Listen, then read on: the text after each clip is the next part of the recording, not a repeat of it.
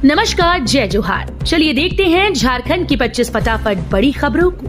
पर इससे पहले आप वीडियो को कहां से देख रहे हैं, कमेंट में बताना बिल्कुल न भूलें। आने लगी मैया सम्मान योजना की राशि, चेक करें बैंक खाता। मुख्यमंत्री मैया सम्मान योजना के लाभुकों के लिए खुशखबरी है। बैंक खातों में किश्त की राशि ट्रांसफर होने लगी है। फिलहाल हर लाभुक के खाते में सिर्फ 2,500 रुपए ही ट्रांसफर हो रहे हैं। वैसे ईटीवी भारत ने 21 मई को ही इस बात का अंदेशा जताया था कि इस बार सिर्फ 1 माह की ही राशि ट्रांसफर होने की संभावना है। विभागीय सूत्रों का कहना है कि फिलहाल अप्रैल माह की ही राशि ट्रांसफर की जा रही है। स्थानीय निकाय चुनाव जल्द कराएं, बकाया राशि पाएं। 16वें वित्त आयोग के अध्यक्ष ने झारखंड सरकार से स्थानीय निकाय चुनाव कराने का आग्रह किया है ताकि केंद्र से बकाया राशि मिल सके, अन्यथा 1500 करोड़ रुपए का नुकसान हो सकता है। आयोग ने राज्य के वित्तीय प्रबंधन की सराहना की, लेकिन प्रति व्यक्ति आय को चुनौती बताया। सरकार ने राजस्व नुकसान की भरपाई के लिए वित्त आयोग से फॉर्मूले में बदलाव की मांग की है। टीबी मरीजों के लिए अच्छी खबर, 4 दिन के अंदर अकाउंट में सीधे जाएंगे 6,000 रुपए।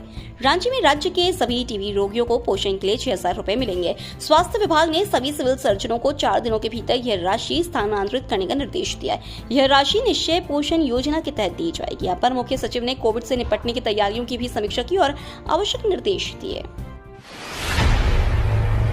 झारखंड सरकार दे रही 5 लाख रुपए तक का ब्याज मुक्त लोन।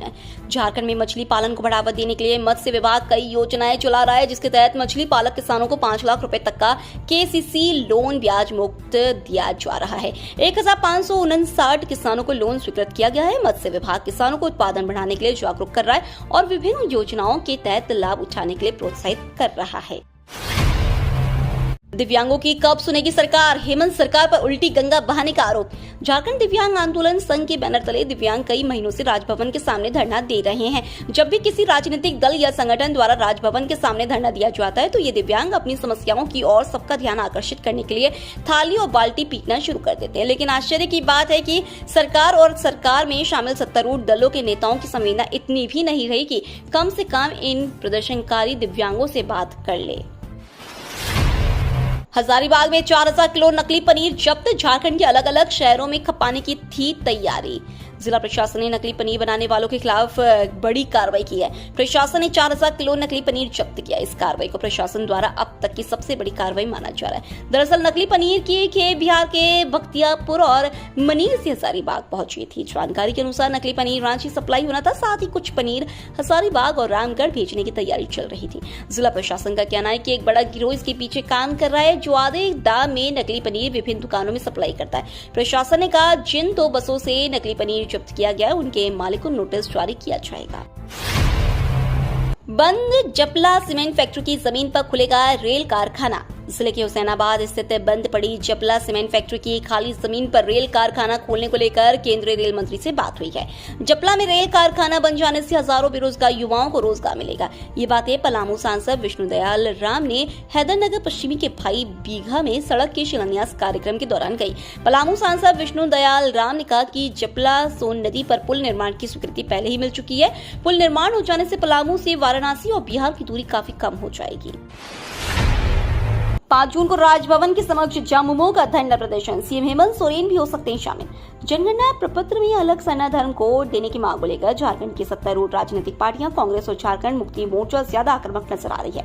अभी 26 मई को झारखंड कांग्रेस की ओर से राजभवन के समक्ष धरना प्रदर्शन और 27 मई को झामुमो की ओर से राज्य के सभी जिला मुख्यालयों पर धरना प्रदर्शन के कुछ ही दिन बीते हैं कि झारखंड मुक्ति मोर्चा ने एक और प्रदर्शन की घोषणा कर दी है। झामुमो के केंद्रीय महासचिव सुप्रियो भट्टाचार्य ने कहा कि झामुमो ने पहले से ही घोषणा कर रखा है कि अलग सरना धर्म कोड की मांग पूरी होने तक चरणबद्ध आंदोलन किया जाएगा। उसी कड़ी में 27 मई को राज्यव्यापी आंदोलन के बाद अब 5 जून को राजभवन के समक्ष विशाल धरना प्रदर्शन का कार्यक्रम निर्धारित किया गया है। कृषि मंत्री ने की बीएयू में शैक्षणिक और अनुसंधान कार्यों की समीक्षा। बिरसा कृषि विश्वविद्यालय में कृषि पशुपालन एवं सहकारिता मंत्री शिल्पी निया तिर्की ने समीक्षा बैठक की। इस समीक्षा बैठक में कांके विधायक सुरेश कुमार बैठा, बिरसा कृषि विश्वविद्यालय के कुलपति डॉक्टर एससी दुबे, कृषि वैज्ञानिक कृषि विभाग के विशेष सचिव प्रदीप हजारी सहित अन्य पदाधिकारी मौजूद रहे। समीक्षा बैठक के दौरान कृषि मंत्री शिल्पी निया तिर्की ने बिरसा कृषि विश्वविद्यालय और Indian council of agriculture research और इससे संबद्ध झारखंड के संस्थानों में हो रहे अनुसंधान और उसके निष्कर्ष पर 2 दिवसीय राज्य स्तरीय बौद्धिक कार्यशाला आयोजित करने का निर्देश दिया। कृषि मंत्री ने कहा कि बौद्धिक कार्यशाला का उद्देश्य अनुसंधान के परिणाम से राज्य की जनता को अधिक से अधिक लाभ दिलाना और उससे अवगत कराना है। रिटायर अधिकारी से 1,39 करोड़ की साइबर ठगी। रांची पुलिस ने बोकारो के एक सेवानिवृत्त अधिकारी से 1,39 करोड़ रुपए की साइबर ठगी के मामले में तेलंगाना और मिजोरम से 3 आरोपियों को गिरफ्तार किया है। आरोपियों ने व्हाट्सएप कॉल के माध्यम से खुद को सीबीआई, एनसीबी और एनआईए का अधिकारी बताकर पीड़ित को मनी लॉन्ड्रिंग में फंसाने की धमकी दी थी और डिजिटल अरेस्ट का डर दिखाकर ठगी की थी। वह मेहनत हमारी, शो ऑफ आपका। इरफान अंसारी ने मंत्री संजय सेठ और एमएलए सीपी सिंह पर कसा तंज। स्वास्थ्य मंत्री इरफान अंसारी ने भाजपा नेताओं द्वारा रांची के फ्लाईओवरों पर बाइक राइड को दिखावा बताया। उन्होंने भाजपा पर विकास रोकने और महागठबंधन सरकार द्वारा बनाए गए फ्लाईओवरों का श्रेय लेने का आरोप लगाया। मंत्री ने कहा कि भाजपा ने पहले विकास में बाधा डाली और अब उसी का लाभ उठाना चाहती है। बड़े शहरों से हजारों की संख्या में कोई ड्रामा आ रहे हैं लोग। रेलवे स्टेशन पर कोरोना जांच की व्यवस्था नहीं। कोरोना ने एक बार फिर पैर पसारना शुरू कर दिया है। मुंबई, दिल्ली जैसे महानगरों में कोरोना के मामले लगातार बढ़ते जा रहे हैं। झारखंड में भी कोरोना के नए मामले सामने आ चुके हैं। लोगों को भी सतर्क रहने की जरूरत है ताकि कोरोना को बढ़ने से रोका जा सके। दरअसल कोडरमा रेलवे स्टेशन पर दूसरे राज्यों से हजारों यात्री पहुंचते हैं। रेलवे स्टेशन पर संक्रमण से बचाव के लिए कोई व्यवस्था नहीं की गई है। बिहार बोर्ड से सटे होने के कारण यह न सिर्फ झारखंड बल्कि बिहार के नवादा, बिहार शरीफ को लोग भी सफर करते हैं। मुख्यमंत्री उत्कृष्ट विद्यालय में नामांकन का फिर आया मौका। सीबीएसई बोर्ड एवं 12वीं की परीक्षा में मुख्यमंत्री उत्कृष्ट विद्यालय के बच्चों ने बेहतर प्रदर्शन किया। इसमें इस स्कूल के प्रति विद्यार्थियों के साथ साथ अभिभावकों की भी रुचि बढ़ गई है। इस बीच शैक्षणिक सत्र 2025-26 के कक्षा 11वीं में नामांकन को लेकर नया अपडेट आ गया है। अब जो बच्चे ऐसे स्कूल में नामांकन नहीं ले सके उनके लिए नया मौका आया है।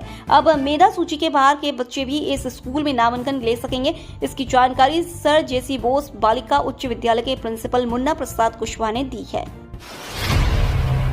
रांची नगर निगम की पहल, नेचुरल कॉल पर महिलाओं को अब नहीं होगी झिझक। राजधानी रांची की महिलाएं अब सार्वजनिक स्थलों पर नेचुरल कॉल की स्थिति में खुद को असहज महसूस नहीं करेंगी। रांची नगर निगम शहर की महिलाओं को स्वच्छ और सुरक्षित शौचालय सुविधा प्रदान करने की दिशा में पिंक टॉयलेट निर्माण की पहल कर रहा है। इस योजना के तहत पहले चरण में मोरहाबादी स्थित वेंडर मार्केट परिसर में अत्याधुनिक पिंक टॉयलेट का निर्माण किया जाएगा। इस टॉयलेट में केवल शौचालय ही नहीं बल्कि स्नान घर और अन्य आवश्यक सुविधाएं भी उपलब्ध होंगी। इसे पूरी तरह से महिलाओं की जरूरतों को ध्यान में रखते हुए डिजाइन किया जाएगा जिससे वे आत्मसम्मान के साथ स्वच्छता सुविधाओं का लाभ उठा सके। आईपीएल समेत अन्य खेलों में ऑनलाइन सट्टेबाजी के धंधे का कोई ड्रामा, पुलिस ने किया पर्दाफाश। आईपीएल समेत अन्य खेलों में ऑनलाइन सट्टेबाजी करने वाले एक गिरोह का कोडरमा पुलिस ने खुलासा किया है। साथ ही पुलिस ने सट्टेबाजी के मामले में 9 लोगों को गिरफ्तार किया। इसकी पुष्टि कोडरमा एसपी अनुदीप सिंह ने की है। एसपी ने बताया कि पकड़े गए सभी आरोपी तलैया थाना क्षेत्र के मिटको कॉलोनी में एक किराए के मकान में रहकर ऑनलाइन सट्टेबाजी का काम करते थे। गिरोह के द्वारा रेडी ऐप के माध्यम से आईपीएल के अलावा फुटबॉल, टेनिस, कैसीनो आदि गेम में लोगों से पैसे लगवाए जाते थे। सारंडा में माओवादियों और सुरक्षा बलों के बीच मुठभेड़। माओवादियों के विरुद्ध अभियान के दौरान शुक्रवार को दोपहर में जराई केला थाना अंतर्गत 1 ग्राम तिरलपोसी के आसपास जंगली और पहाड़ी क्षेत्र में माओवादियों एवं सुरक्षा बलों के बीच मुठभेड़ हुई है। इस दौरान दोनों ओर से लगभग 100 राउंड फायरिंग हुई। मुठभेड़ के क्रम में सुरक्षा बलों को भारी पड़ता देख माओवादी जंगल एवं पहाड़ का लाभ उठाते हुए भाग खड़े हुए। इसके पहले माओवादियों ने उक्त क्षेत्र में सुरक्षा बलों को लक्षित करने के उद्देश्य से पूर्व में लगाए गए आईईडी को विस्फोट किया, जिसकी चपेट में आने से कोबरा 209 बटालियन के हवलदार सुनील कुमार टीएस साधारण रूप से जख्मी हो गए। पुलिस ने इलाके में हाई अलर्ट जारी कर दिया है। रांची नगर निगम की नई सेवा, अब टैक्स भुगतान होगा आसान। डिजिटल गवर्नेंस की दिशा में एक उल्लेखनीय कदम उठाते हुए रांची नगर निगम ने नागरिकों के लिए एक नई सुविधा की शुरुआत की है। अब नगर निगम से संबंधित विभिन्न टैक्सों का भुगतान करना पहले की तुलना में कहीं अधिक सरल, तेज और सुविधाजनक हो गया है। आरएमसी पेमेंट मित्रा नामक यह चैट बोर्ड सेवा व्हाट्सएप के माध्यम से संचालित की जा रही है, जो नागरिकों को 24 घंटे टैक्स भुगतान की सुविधा प्रदान करती है। इस सुविधा का लाभ उठाने के लिए नागरिकों को केवल अपने मोबाइल से व्हाट्सएप नंबर 8986627070 पर जोहर या हाई लिखकर भेजना होगा। ऑडिटोरियम में होगा दीक्षांत समारोह, 50 छात्रों को राष्ट्रपति के हाथों मिलेगा मेडल। देवघर एम्स में एमबीबीएस की पढ़ाई पूरी करने वाले छात्रों का पहला दीक्षांत समारोह 11 जून को होने वाला है। दीक्षांत समारोह देवघर एम्स के ऑडिटोरियम में होगा। मुख्य अतिथि राष्ट्रपति द्रौपदी मुर्मू दोपहर 2:30 बजे दीक्षांत समारोह में शामिल होंगी। 1.5 घंटे तक समारोह का आयोजन होगा। एमबीबीएस से पहले बैच को 50 छात्र छात्राओं को राष्ट्रपति के हाथों मेडल दिए जाएंगे। एम्स प्रबंधन समारोह में राष्ट्रपति के आगमन को लेकर राज्य सरकार के साथ समन्वय कर तैयारियां करने में जुट गया है। ऑडिटोरियम को डेकोरेट किया जा रहा है। ऑडिटोरियम में 1000 लोगों के बैठने की सुविधा रहेगी। एम्स कैंपस को दुल्हन की तरह सजाया जाएगा। समारोह में कम समय में देवघर एम्स की उपलब्धियों के साथ साथ विस्तृत सेवाओं का प्रेजेंटेशन भी किया जाएगा। बेलगुमा में अहिल्याबाई होलकर की मनी जयंती, बोली महिला आयोग की सदस्य।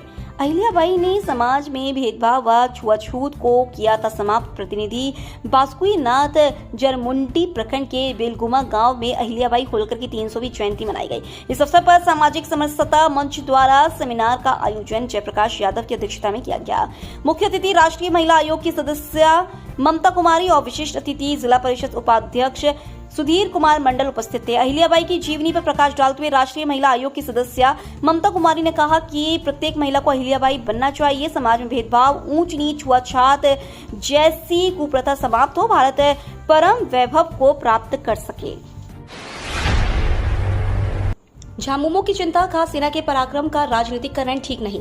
बिहार के सासाराम में प्रधानमंत्री नरेंद्र मोदी द्वारा राजनीतिक मंच से ऑपरेशन सिंदूर को लेकर कही बातों पर गहरी नाराजगी झामुमो ने जताई है। झारखंड मुक्ति मोर्चा के केंद्रीय महासचिव सुप्रियो भट्टाचार्य ने भारतीय सेना के शौर्य और पराक्रम का राजनीतिक इस्तेमाल पर चिंता जताई है। रांची में झामुमो के कैंप कार्यालय में संवाददाता सम्मेलन आयोजित कर सुप्रिया भट्टाचार्य ने कहा कि एक और प्रधानमंत्री नरेंद्र मोदी गुजरात, पश्चिम बंगाल और बिहार जाकर ऑपरेशन सिंदूर और सेना के पराक्रम को लेकर अपनी नीति चमकाते हैं। दूसरी ओर भाजपा के नेताओं का सेना को लेकर दिया बयान देशवासियों को शर्मसार करता है।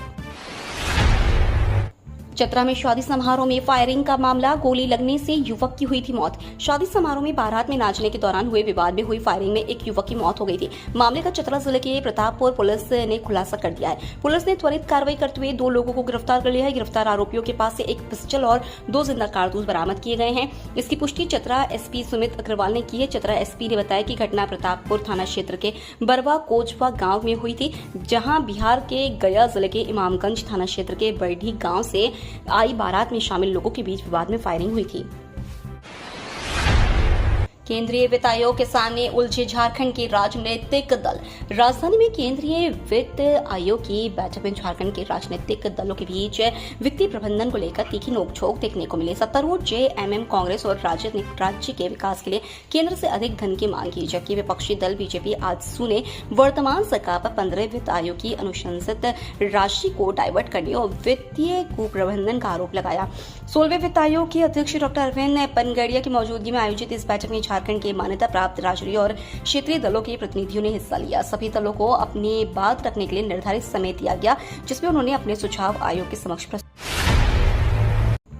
धनबाद में पर्यटन की असीम संभावनाएं, 21 पर्यटन स्थल के विकास का प्रस्ताव। जिला में पर्यटन की असीम संभावनाएं। फिलहाल AC और D श्रेणी के 4 पर्यटन स्थल हैं, जबकि कई ऐसी जगह है जहां पर्यटन का विकास संभव है। कुल 21 स्थानों का चयन किया गया है जहां पर्यटन स्थल के रूप में विकसित किया जाना है। इसके लिए प्रस्ताव तैयार किया गया है। जिला में जितने भी पर्यटन स्थल हैं जिन्हें अभी तक अधिसूचित नहीं किया गया है, उन्हें विभागीय मंजूरी दिलाकर विकसित करने का लक्ष्य रखा गया है। वर्तमान में जिला में 4 पर्यटक स्थल अधिसूचित हैं, वहीं अब कुल 21 पर्यटक स्थल को चिन्हित कर उन्हें विकसित करने की प्रक्रिया की जा रही है। शिकंजी में साइबर अपराधी क्रेडिट कार्ड का चार्ज कटने के नाम पर उड़ाए थे रुपए। क्रेडिट कार्ड के नाम पर ठगी करने वाले एक साइबर अपराधी को रांची पुलिस ने गिरफ्तार किया है। साइबर अपराधी की गिरफ्तारी देवघर जिले से हुई है। इसकी पुष्टि डीआईजी शहर रांची एसएसपी चंदन कुमार सिन्हा ने की है। उन्होंने बताया कि 24 घंटे के अंदर एक साइबर अपराधी को गिरफ्तार करना बड़ी कामयाबी है। साइबर थाना की टेक्निकल टीम के सहयोग से न सिर्फ अपराधी को गिरफ्तार किया गया है, बल्कि उसके द्वारा ठगी के पैसे से खरीदे गए सभी सामान भी जब्त कर लिए गए हैं।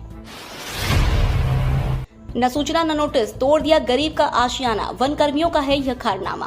बगोदर प्रखंड के खेतकों में वनरक्षियों के द्वारा निर्माणाधीन अभुआ आवास तोड़े जाने से लोगों में आक्रोश है। इस घटना का चौतरफा विरोध किया जा रहा है। बगोदर के सत्ताधारी से लेकर विपक्षी पार्टी के द्वारा भी वनरक्षियों के इस कार्रवाई का विरोध एवं निंदा की गई है। दूसरी तरफ इस मामले को लेकर बगोदर की बीडीओ निशा कुमारी ने आवास तोड़ रहे वन कर्मियों के खिलाफ थाना में लिखित शिकायत की है। कहा जाए मामले को लेकर जिले का तापमान बढ़ गया है।